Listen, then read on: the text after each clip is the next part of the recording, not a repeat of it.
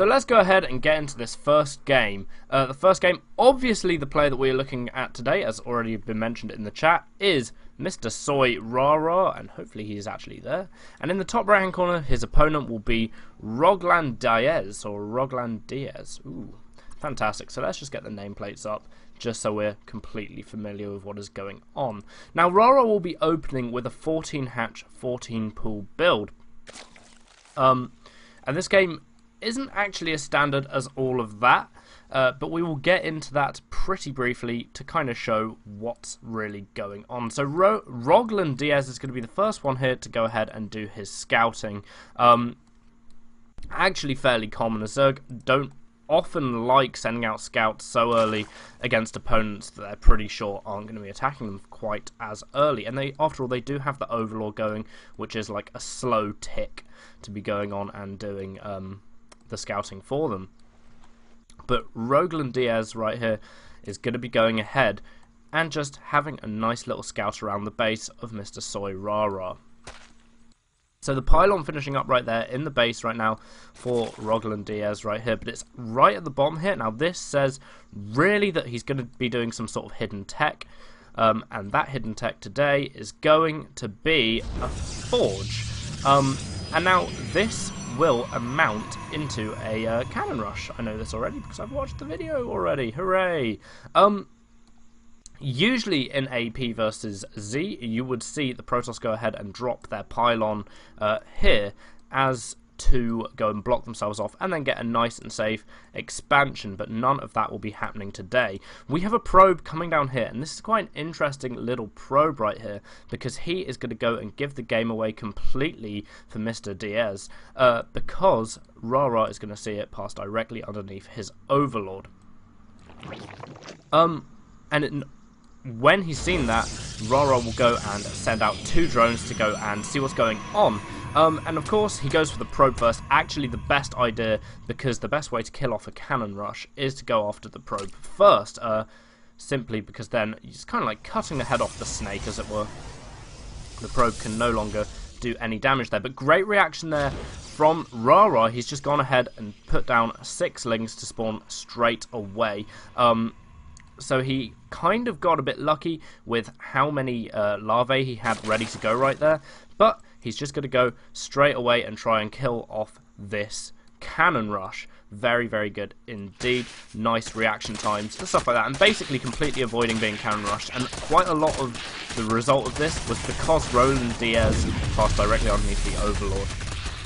So here we have 37 minerals wasted on top of 100 because of the destroyed pylon. So Rogland Diaz right there, not the most successful cannon rush in the world, because he hasn't actually managed to kill anything just yet with it. So that's really, really not good. So we'll go ahead and have a look at what Rogland is doing right now, and he's going to go ahead and put down his gateway and a photon cannon in the mineral line. So the photon cannon in the mineral line is a very kind of defensive photon cannon, and it will really, really show that basically he's really worried about being under attack, and he sees the lings coming up here and will be pulling back pretty much straight away and cancelling the Nexus as well, which is another 100 minerals wasted, bringing the total amount of minerals wasted up to 237. And now we do have Rara coming in here and going after the forge. Very conveniently, he actually just knew where it was straight away there. He just sniffed it out with his little Zerg nose. And this again will result in more wasted minerals for Rogland Diaz. And actually at the end of this whole little push, he's going to be pretty far behind if Rara gets the snipe off on the forge there. The Zealot does not want anything to do with a pack of 6 angry Zerglings. That would be absolutely horrible for him. So he's just going to let the Zerglings tear apart the pylon. Of course, this will reduce the supply there for Rogland Diaz. Not good for him at all. But nevertheless, Rogland Diaz is going to be responding as best he can with a lot of Zealots. Zealots obviously an excellent choice versus Zerglings. Really, really good indeed. So, let's go ahead and see what's kind of going on in this game right now.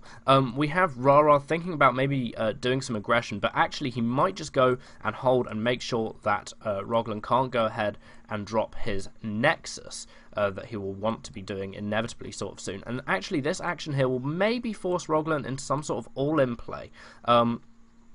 And that has to be expected soon from Soyrarar, because it's going to become increasingly clear for him that his opponent is going to be staying on one base.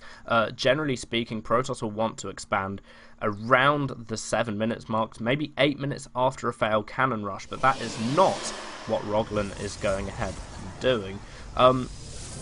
Instead, we see a Cybernetics call, not researching Warp Gate just yet, but I'm sure that he'll be getting to that at some point in the near future. So right now, really, neither player is actually controlling this watchtower, which is a little bit unusual.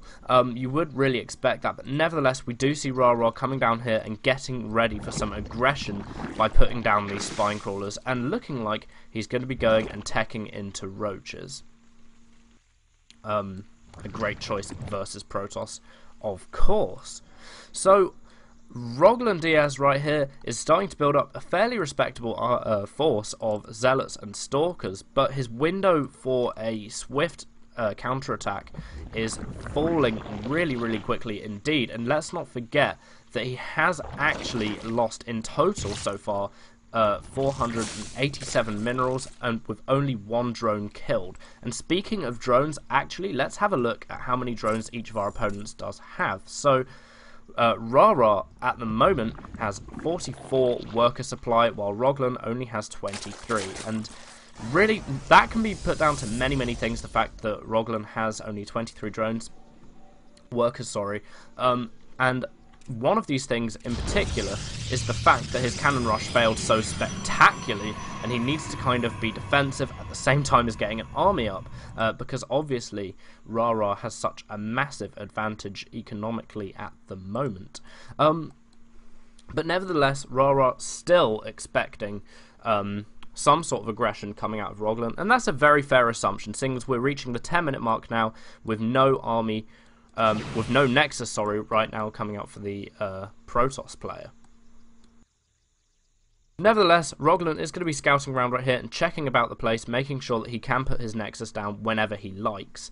Not a bad call at all, because that is something that definitely needs to happen. Of course, the Warp Gate research has just finished right now, so of course we're going to see Zealots warping in, and maybe an attack coming up fairly quickly indeed. In fact, it really wouldn't surprise me if Roglan was just going to go off and face down his enemy pretty dang quickly indeed. Soyrarar, meanwhile, has actually just finished expanding to a third base on Tal'Darim Altar here. As we can see, the map itself is actually very large indeed. But it's worth pointing out here that Soyrarar does not actually own any watchtowers at all. He doesn't control any watchtowers, and if we look at his vision, he still has very seldom idea of what his opponent is doing. And this is fairly unusual for a Zerg player, as their scouting is usually quite good. They do, of course, have the fastest flying unit in the game. I mean, the fastest building flying unit in the game. The one that you can get out the quickest, I think, is what I'm trying to say here. But Roglan Diaz is going ahead and putting down a Dark Shrine, and also getting charge as well. Two things that are fairly commendable indeed. But actually, Roglan Diaz, again, he doesn't really know what his opponent's doing. Either last time he was in the base, he was trying to do his cannon rush, and it just did not work out so well for him. And he has actually been on the defensive ever since.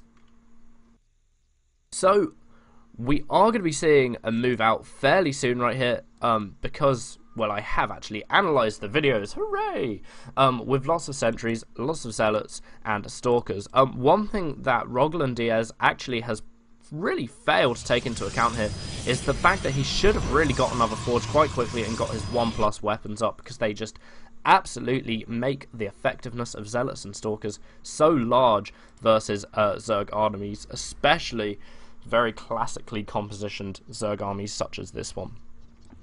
i.e. the Zerglings and the Roaches.